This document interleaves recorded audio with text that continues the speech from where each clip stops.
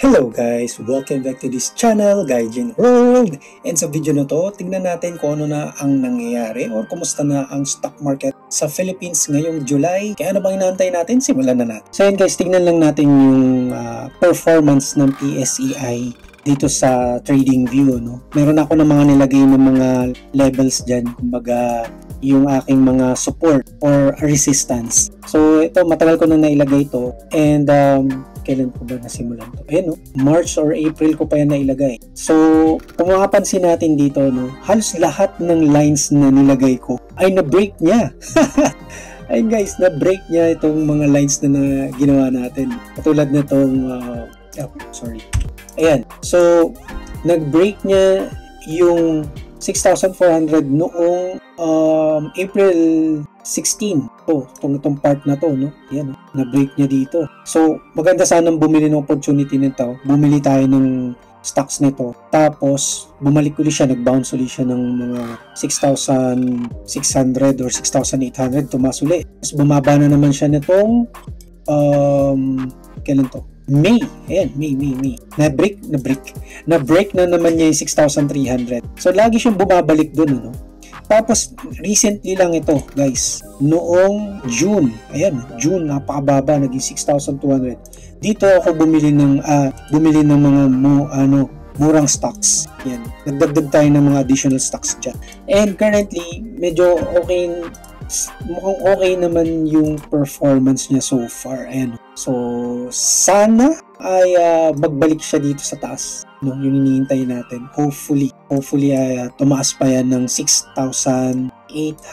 Kasi nakabalik agad siya ng ng 1 month, no? Nakabalik agad siya sa taas. Pero kung stable ba siya, tignan natin kung ayon sa Fibonacci. Try tayong gumawa ng Fibonacci. Ayan. So, mag-aantay ulit tayo. Tignan natin to guys. Kung ma-break niya itong mga resistance na to, itong resistance na ginawa natin dito. Ayan. Itong, saan ba yung arrow? Itong part na to, ayan. Since nandito siya sa 6,489 siya ngayon. So, hopefully ma-break niya itong this part. Ayan. Itong part na to and this part. Para makita natin kung talagang tuloy-tuloy yung pag-angat niya. And kapag nangyari yun, syempre, mas malaki yung kikitain natin sa mga companies na kung saan tayo nag-invest. Save natin yan. Auto-save pala. Okay, so ayan guys, nandito na tayo sa call financial account na hinahandle natin. And currently, yung PSEI ay nasa 6,489.35 pesos or points or mas mababa sa negative 1.3 compare kahapon. So, today's July 10. Ayan. So, ito ang update sa ating mga hinahawakang portfolio, sa ating mga hinahawakang mga stocks. And as you can see, kahit medyo mababa yung PSEI, ay green. Ayan po. Green po yung ating mga kung saan tayo nag-invest na mga stocks. Sasabihin ko sana pinag-investan. May magsabi na naman na Bisaya ka man doon. Opo, Bisaya po ko doon. Bisaya po ako pero lumaki ako sa city. Ayan. Kaya mas Tagalog ang salita. Ayan. So, although green po yung mga nakikita natin dyan katulad ng AREIT, ito nga, sa tagal-tagal kong mag-invest sa AREIT, ngayon ko lang siyang nakitang naging green. So, I hope na magtuloy-tuloy itong AREIT, no? Yung Ayala REITs. Ayan. So, sa tagal-tagal kong mag-invest sa kanila, umabot na sa 2,200 yung shares na nabili ko sa kanila. And ngayon pa lamang siya nagiging green. Ito, yung kanyang potential na gain. And then, bumili din tayo ng BDO, BPI, JFC, nagdagdag tayo dyan, naging 250. MER or Meralco, Monde, and SM. Ayan, so, gamit ang mga instinct, technical analysis, and gamit yung mga strategies. Wow, strategies. Para napaka-expert din. Hindi po ako expert dito. Disclaimer lang po, hindi po ako expert dito. Pero kahit na busy po ako, ay tinitingnan ko once in a while yung market. Katulad niyan, kapag nakita ko na paano ko nga ba naging green? Paano ko ba nagawang green ito? Isa lang yung namumula ngayon, which is yung Ayala Corporation. Pero okay lang yan.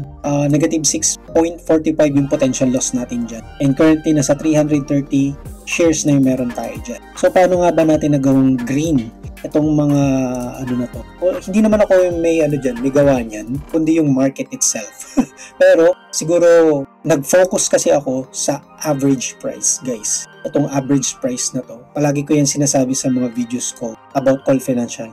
Nagfo-focus ako para paliitin ang average price, itong nasa gitna, okay? Kasi kapag mababa ang average price compare sa market price, dun ka kikita. Kaya naging green yung mga yan dahil kapag may chance na makabili ako sa murang halaga, dinadagdagan ko ng dinadagdagan yung mga stocks ng mga companies na ito. Ganon din sa mutual fund. So nagdadagdag din ako ng shares sa mutual fund kung saan ako naglalagay yung Call Equity Index Unitized Mutual Fund. And although green siya, ayan green yung mga nakikita natin dyan na potential gain, yung ating equity, ang loss pa rin natin is nasa negative 1.80% or 8,800.81 potential loss. Pag sinabi kong potential loss, hindi siya talaga real loss kasi hindi ko pa naman talaga siya binibenta ng palugi. So kung titignan natin yan, currently, yung total equity natin dito ay nasa 483,010.71. So kung kukunin natin to, i-update ko yung ating spreadsheet.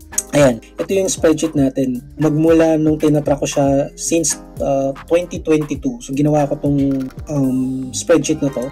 Ayan, ginawa ko tong spreadsheet na to ng 2022. So simple lang naman to, kayang-kaya niyong gawin yan. So tinatrack lang naman ito kung ano yung magkano yung monthly na equity. Monthly equity. So tinatrack ko siya by month, and currently yung last time na nag-update ako nito, lalakihan ko lang. Ayan. So yung last time na nag-update ako for the month of July nga ba to? Ayan, July. Ito ay kung makikita niyo naman yung trend, 'di ba? Pababa siya kasi nga hindi naging maganda yung performance ng PSEI nito mga nakarang 6 months. 1 2 3 4 5 6 o 6 months na nga. So kung pasensya na, nangangating likod ko.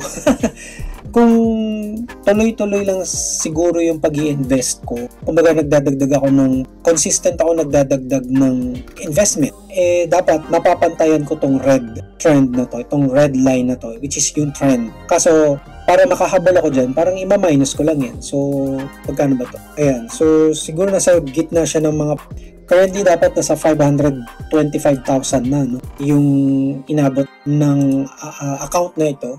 Tingnan natin, 525,000. Visually lang to, visually ko lang tinitignan. Kung itatapat ko dito sa 484, so dapat napaglagay ako ng siguro mga kulang-kulang 40,000 na dapat yung nadagdag ko dito sa investment natin para at least, diba, nasusunod ko yung red line, yung trend line. Although hindi ko nga siya masunod kasi nga kailangan natin mag-generate ng income, diba? So na-explain ko yan dati kung paano tayo makapag-generate ng income para makapag-invest tayo. Although marami nga kasi akong binabayaran at kakalipat lang namin at ang dami naming bayarin. Ayan, i-explain ko rin sa inyo yung mga bayarin dito sa Japan. So anyway, balik tayo dito sa topic natin. So 468, i-update ko ito para makita lang natin yung itsura niya. Ayan. So yun yung prediction ko, 468. So currently, dahil medyo tumaas siya, ayan, so tumaas na siya ng 2.06% compare nung June. Ayan, so 483 kasi nga sabi dito sa Call Financial, ayan, nasa 483,010.71. So kinapi ko lang siya dito. Kaya kung titingnan ulit natin yung chart, ayan, medyo at least may kita natin na medyo gumanda naman, medyo pataas na siya ulit. Well, hopefully yan, maabot natin itong red line ulit. So yun nga guys, ayun ang ating target is ma-reach itong red line, yung trend line, and mabalik tayo dito sa ating ayan.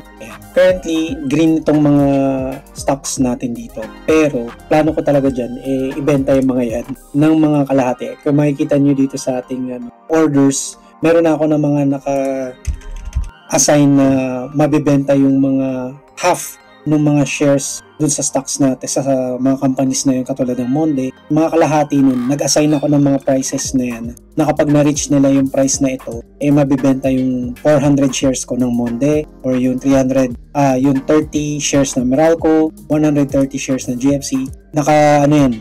good till cancel yung ginawa ko dyan. So hanggang 60 days nandyan lang yan, hanggang sa kung marireach man niya yan, saka lang magti-trigger or may execute itong mga orders natin. So yun guys, I hope meron kayo natutunan sa video na to. Kung nagustuhan nyo, like, share, and subscribe. Kung hindi ka pa nakasubscribe, mag-subscribe ka na, hit mo yung notification bell para lagi kang updated sa aming mga susunod pang i-upload ng mga videos at sa iba pa mga topics namin related sa pamumuhay namin dito sa Japan.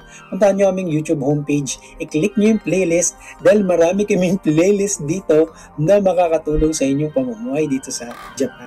Thank you so much again for watching. This is Alan and I will see you in our next video. Huwag nyo kalimutan i-check yung mga videos na lalabas ngayon dito sa Bye!